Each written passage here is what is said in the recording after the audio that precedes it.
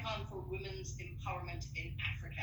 She's the UN Global Ambassador for Peace, bridging the cultural differences from the US to Asia and Africa. So I'm so honored to have her with us. We're thrilled she's joined us. A very, very warm welcome. Please welcome Her Royal Highness, Princess Dr. Moradeun Ogunlana. Lovely to see you. It's a pleasure to be here. Thank you so much for inviting me.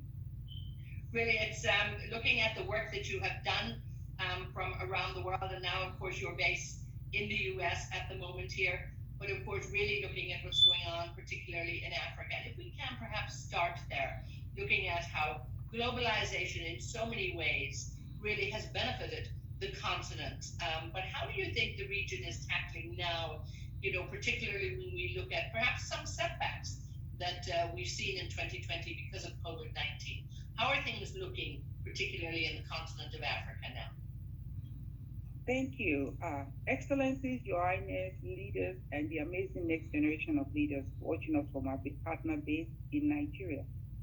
Let me begin by thanking you for the invitation to be a part of the second conclave of the ABLF Top Life in 2021, held under the patronage of His Highness Sheikh Nahenya Mabarak Al Nahenya, Cabinet Member and Minister of Tolerance and Coexistence, UAE, and in partnership with the UAE Ministry of Economy. Thank you so much. And thank you so much for our wonderful moderator. I wish to express my profound gratitude to say a few words at this year's virtual leadership series of the Asian Business Leadership Forum series.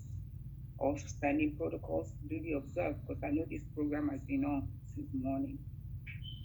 When we're looking at this particular question, we must ask ourselves, what has globalization meant for Africa?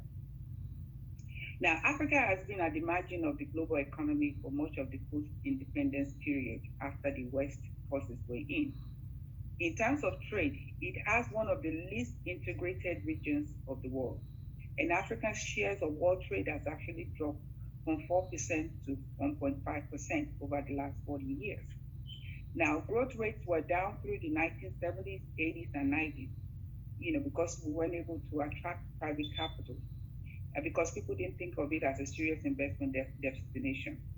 However, in the last 5 years, we've seen growth rates have been up over 6%. Private capitals